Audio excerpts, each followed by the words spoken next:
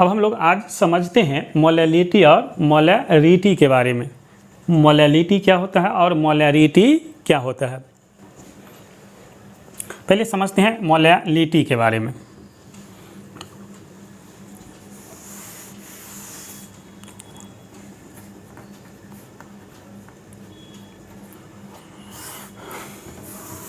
Molality होता है number of mole of solute, number of mole of solute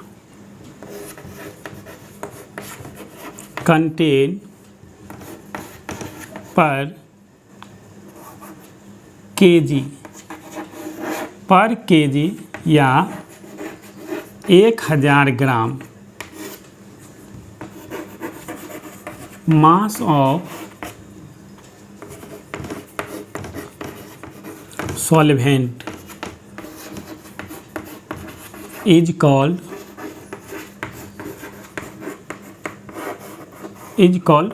molality.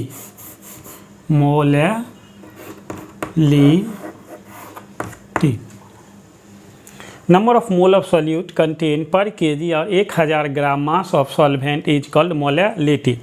इसका मतलब ये हुआ, मतलब 1 केजी सॉल्वेंट के मास में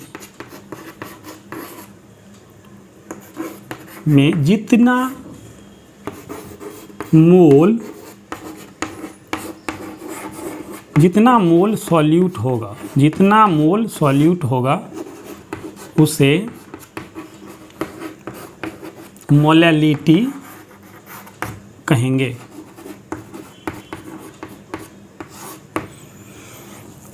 एक केजी सॉल्वेंट के मास में जितना मोल सॉल्यूट होगा उसे मोलैलिटी कहेंगे। मोलैलिटी बराबर फार्मूला होता है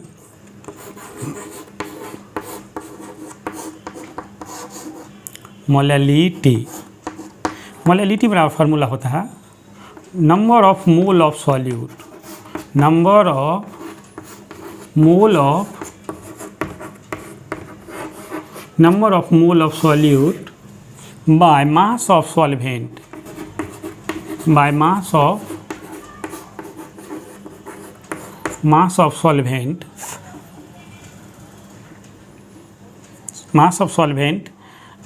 solvent into 1000।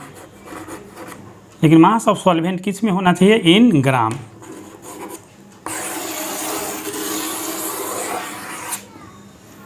या सिंपल हम इस तरह से लिख सकते हैं molality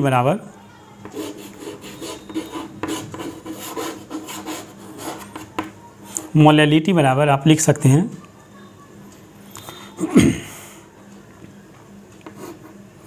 N by capital W गुने 1000।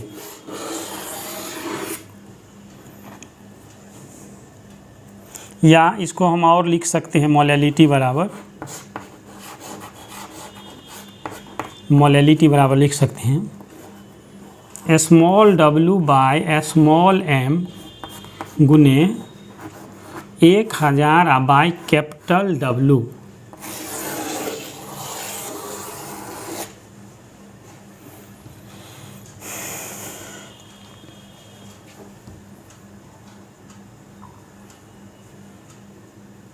यहाँ पर n जो है इसको हम लोग बोलते हैं मोल ऑफ सॉल्यूट, n को बोलते हैं मोल ऑफ सॉल्यूट, n को क्या बोलते हैं, मोल ऑफ सॉल्यूट।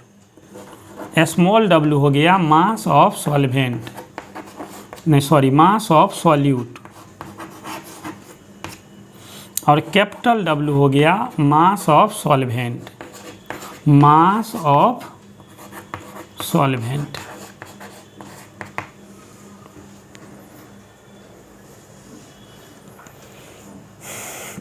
अब देखते हैं मोलैलिटी से कैसा सवाल रहेगा और उस सवाल को हम लोग किस तरह से बनाएंगे।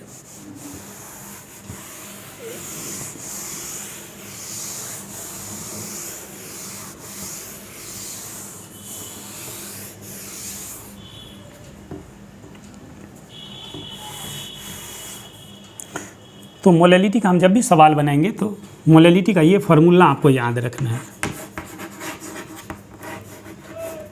मोलैलिटी का जो फार्मूला होता है small w by small m गुने 1000 बाई कैपिटल W, ये फार्मूला आपको याद रखना है।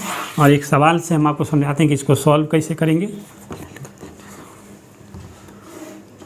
मोलैलिटी को मोलल कंसंट्रेशन भी बोला जाता है, molal concentration, molal concentration.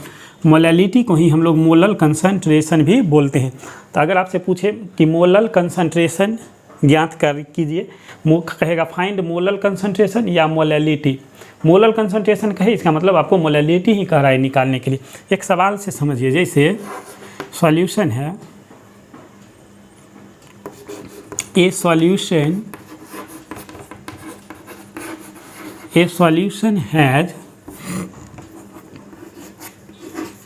20 gram NaOH in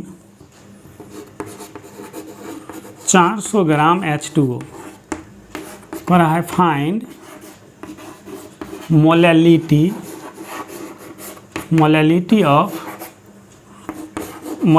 of that solution. उस सॉल्यूशन का क्या निकालना है? मोलैलिटी निकालना है।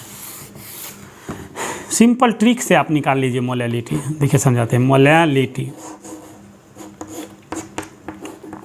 देखिए मोलैलिटी का फॉर्मूला क्या होता है? Small w by small m गुने कैपिटल गुने 1000 बाई कैपिटल W।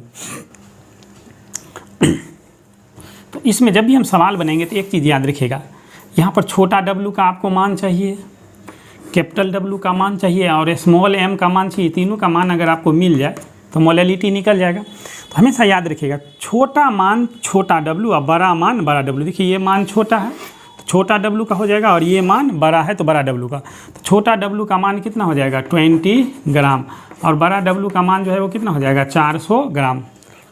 याद रखना छोटा w स्मॉल वैल्यू और लार्ज W मतलब बड़ा W मतलब बड़ा मान। छोटा W छोटा मान, बड़ा W बड़ा मान।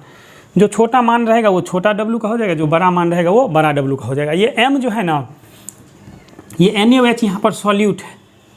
देखिए दो सब्सटेंस है, एक NaOH है और एक H2 है, तो ये दोनों में से कौन सॉल्यूट होगा? तो सॉल्यूट वो होता है जिसका मात्रा कम हो।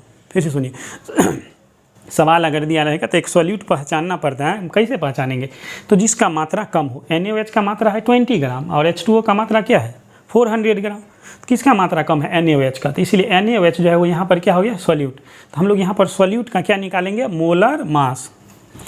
तो इसका जब मोलर मास निकालेंगे तो सोडियम का जो होता है वो एटॉमिक मास 23 होता है और ऑक्सीजन का कितना हो गया? 16 और हाइड्रोजन का कितना हो जाएगा? 1। जब हम इस सब को ऐड करेंगे तो कितना आ जाएगा? 40 ग्राम पर मोल होता है, 40 ग्राम पर मोल। तो मोलर मास कैसे निकालते हैं? तो मोलर मास हम लोग इस तरह से निकालते हैं, मॉलिक्यूल्स में जो एटम होता है उसके एटॉमिक मास को हम लोग जोड़ देते हैं तो मोलर मास निकल जाता है। मोलर मास निकालने का वीडियो हम YouTube पर डाले हुए हैं, वो आप जाके देखिए, खोजिए, आपको मिल जाएगा। तो चलो हम इसमें पुट कर देते हैं। छोटा W का मान में तो स्मॉल w के जगह पर कितना देंगे? 20। ये कितना हो जाएगा? 40 और फिर 1000 बाई क्या लिखेंगे? कैपिटल W कितना है? 400। अब इसको क्या करना है? सॉल्व कर देते हैं। ये 0 ये 0 ये 0 से ये 3 0 आपका कट गया। अब आप इसको काट लीजिए, 5 आ जाएगा। तो 5 ये 4 एक बचा हुआ है, 5 बाई क्या हो जाएगा? 4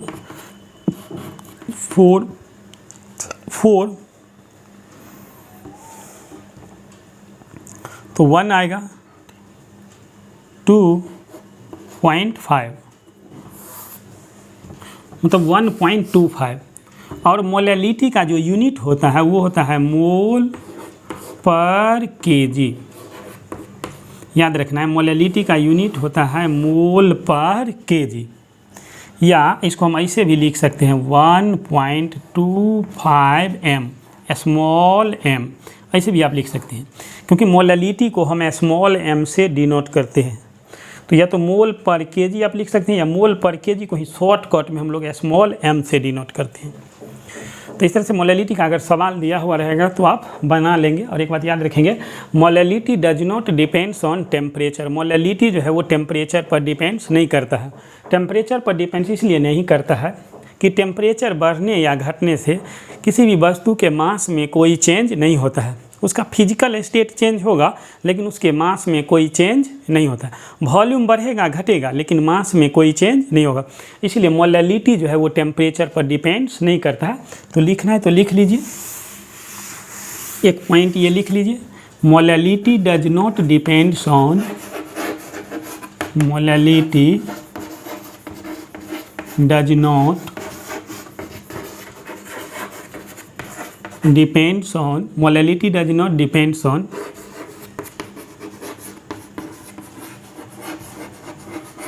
टेम्परेचर। मोलैलिटी जो है वो टेम्परेचर पर डिपेंड्स नहीं करता है। चलो मोलैलिटी हो गया। अब हम लोग देख लेते हैं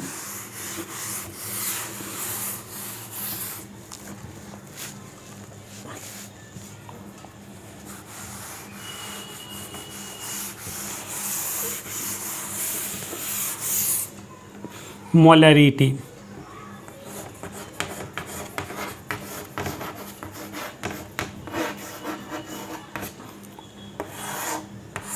मोलैरिटी क्या होता है? ये होता है number of mole of solute content per litre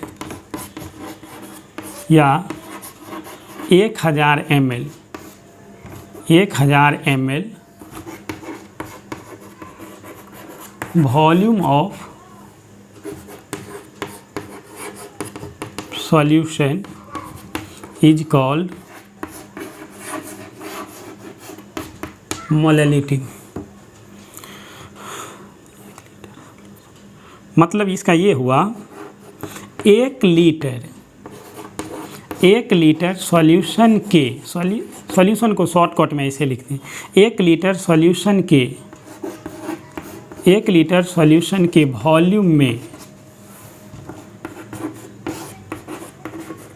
जितना मोल सॉल्यूट होगा उसे मोलैरिटी कहेंगे। उसी को हम लोग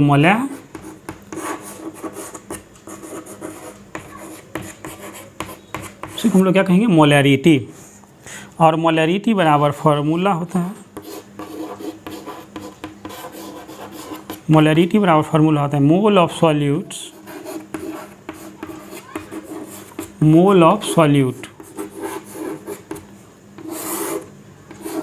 by volume of solution, by volume of solution in ml। Solution का वॉल्यूम जो है वो ml में होना चाहिए और गुने क्या कर देंगे 1000।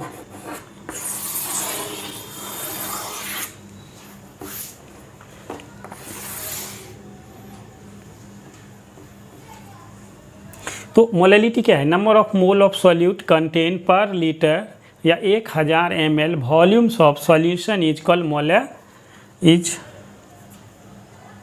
Volume of solution. सॉरी यहाँ पर गलती हो गया, is called molarity, is called molarity. मतलब number of mole of solute content per litre या 1000 ml volume of solution is called molarity. मतलब 1 लीटर सॉल्यूशन के वॉल्यूम में जितना मोल सॉल्यूट होगा उसे ही हम लोग क्या कहेंगे? मोलैरिटी। 1 लीटर सॉल्यूशन के आयतन में, 1 लीटर सॉल्यूशन का जो आयतन होता है उसमें जितना मोल सॉल्यूट होगा उसी को हम लोग क्या कहेंगे? मोलैरिटी कहते हैं। सॉल्यूट क्या होता है? ये इसका थोड़ा कन्फ्यूजन दूर कर लीजिए। सॉल्यूट और सॉल्वेंट, सॉल्यूट होता है व्हिच डिजॉल्व और सॉल्वेंट होता है इन व्हिच डिजॉल्व। मतलब जब दो वस्तु को हम मिलाते हैं तो जो घुलता है वो सॉल्यूट होता है और जिसमें घुलता है वो सॉल्वेंट होता है। जैसे चीनी को पानी में मिलाएंगे तो पानी चीनी में नहीं घुलता है, चीनी पानी में घुलता है। कौन घुल रहा है? चीनी घुल रहा है, तो चीनी सॉल्यूट हो गया और पानी सॉल्वेंट हो गया, क्योंकि पानी में घुल रहा है। चीनी घुल रहा है और घुल किस में रहा है? पानी में, तो चीनी सॉल्यूट हो गया और पानी सॉल्वेंट हो गया। जैसे आप अगर बॉयज़ और गर्ल्स का अगर एग्जाम्पल ले, अगर ये बॉयज़ और गर्ल्स का अगर जैसे शादी हो रहा है, तो अगर बॉयज़ और गर्ल्स जैसे दोनों एक दूसरे से शादी कर लेता है, अगर मिल रहा है, तो इसमें कौन सॉल्यूट और कौन सॉल्वेंट होगा? तो गर्ल्स जो है वो सॉल्यूट होगी और बॉयज़ जो है वो सॉल्वेंट होगा। कहिएगा कैसे? तो इस तरह से आप इसको समझिए। गर्ल्स जो है वो बॉयज़ के फैमिली में आके और घुल मिल जाता है। बॉयज़ जो है वो गर्ल्स के फैमिली में जाके नहीं घुलता मिलता है। गर्ल्स जो है वो बॉयज़ के फैमिली में आके घुल मिल जाता है, मतलब बॉयज़ का जैसा रहन सहन होता है उसी रहन सहन में वो ढल जाती है। तो कौन घुल मिल रहा है, कौन ढल रहा है, किसके फैमिली में? तो गर्ल्स घुल मिल रही है बॉयज़ के फैमिली में। तो जिस फैमिली में घुल मिल रही है तो वो हो गया सॉल्वेंट, और जो घुल मिल रही है वो हो गया सॉल्यूट। तो गर्ल्स घुल मिल रही है तो वो गर्ल्स हो गई सॉल्यूट, और बॉयज़ के फैमिली में घुल मिल रही है तो बॉयज़ जो है वो आपका हो गया सॉल्वेंट। तो इस तरह से आप समझ सकते हैं सॉल्यूट और सॉल्वेंट। और सवाल में हम कैसे समझेंगे कि कौन सॉल्यूट है और कौन सॉल्वेंट?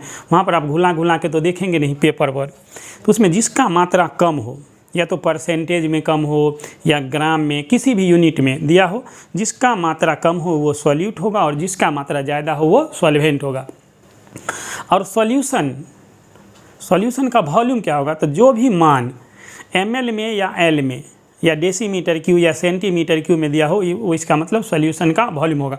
हम यहाँ पर एक सवाल से समझते हैं, उससे पहले हम इसको शॉर्टकट में हम ऐसे भी लिख सकते हैं मोलैलिटी को, मोलैलिटी के फार्मूला को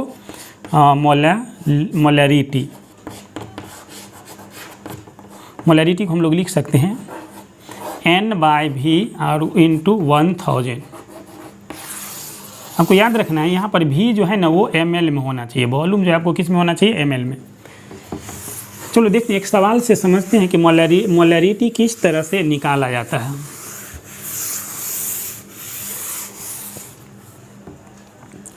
तो या मोलैरिटी बराबर हम लोग इस तरह से लिख सकते हैं, मोलैरिटी बराबर फार्मूला क्या लिखेंगे? n के जगह पर उसी तरह से आप लिख लीजिए small w by small m गुने 1000 बाय वॉल्यूम। बस सब कुछ सेम है, जिस तरह से हम लोग जिस तरह से मोलैलिटी में पढ़े थे उसी तरह से सेम सब कुछ सेम ही है। सिर्फ वहाँ पर कैपिटल W के जगह पर क्या आ गया है? भी का मान, सवाल में भी का मान जो दिया रहेगा वो किस किस यूनिट में दिया रहेगा ये आप कैसे समझिएगा।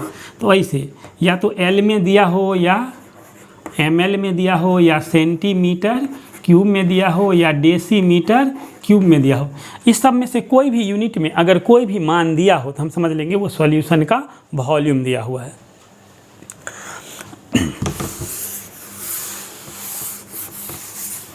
अब अगर इस यूनिट में मतलब L में और डेसीमीटर अगर क्यूब में दिया हो, अगर मिलीलीटर में या सेंटीमीटर क्यूब में दिया हो तो सही है, लेकिन अगर इसमें और इसमें दिया हो तो 1000 से गुना करके और उसको ml में चेंज कर लेंगे। जैसे मान लीजिए 2 लीटर है तो 2 लीटर को हम ml में चेंज करेंगे, तो 2 को 1000 से क्या करेंगे? गुना कर देंगे, तो ये हो जाएगा 2000 ml की ध्यान रखना। जैसे एक सवाल लेते हैं यहाँ पर,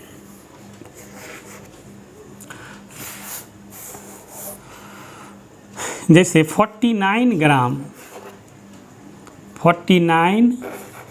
ग्राम H2SO4 contain in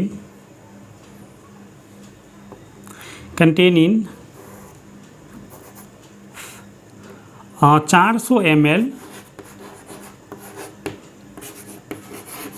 ml solution करा है। फाइंड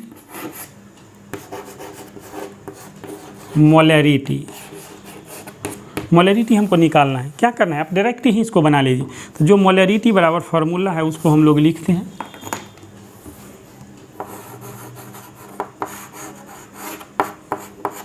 तो मोलैरिटी बराबर क्या है हमारा फार्मूला? देखिए small w by small m।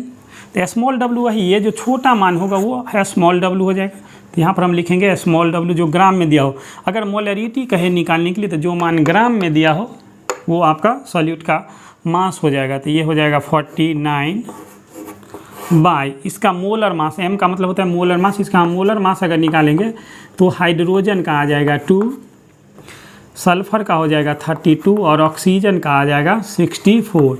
हम सबको ऐड करेंगे तो ये आपका आ जाएगा 98 बाय लिखेंगे 98 इनटू क्या लिखल है 1000 बाय वॉल्यूम v, और ये v जो है वो किस में होना चाहिए ml में।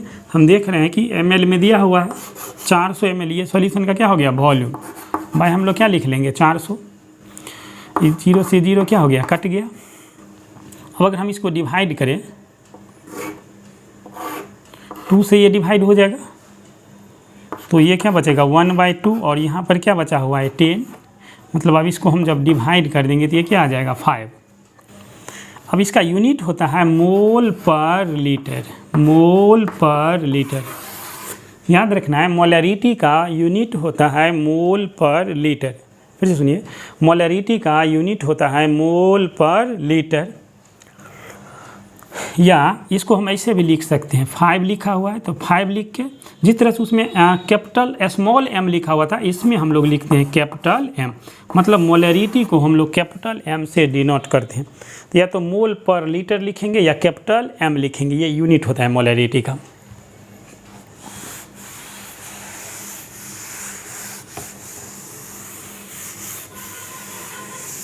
और एक चीज़ और जान ले, या तो आपसे पूछेगा फाइंड मोलरिटी, या इसमें मोलर कंसंट्रेशन भी आपसे पूछ सकता है।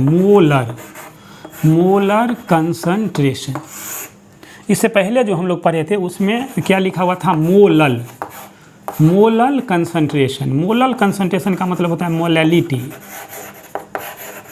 अब मोलर कंसंट्रेशन का मतलब हो गया मोलरिटी। कहेगा फाइंड मोलर कंसंट्रेशन मतलब मोलरिटी निकालना है, कहेगा फाइंड मोलर कंसंट्रेशन मतलब मोलैलिटी निकालना है।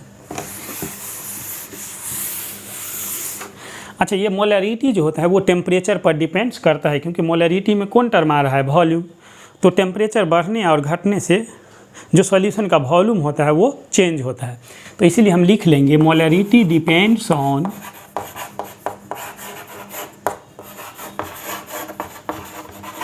molarity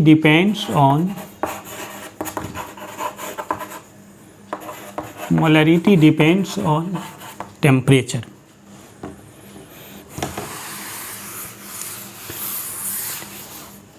क्यों? तो बिकॉज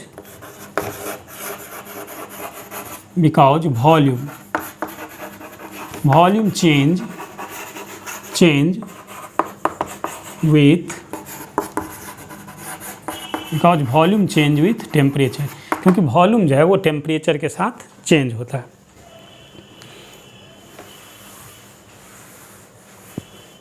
वीडियो बहुत लंबा हो जाएगा, इसीलिए मोलैलिटी और मोलरिटी हम सीखते हैं। नेक्स्ट वीडियो में हम मोल फ्रैक्शन के बारे में भी एक छोटा सा वीडियो बना के और हम डाल देंगे यूट्यूब पर, आप उसमें देख लेंगे। तब तक आप मोलैलिटी और मोलरिटी के बारे में आप समझिए।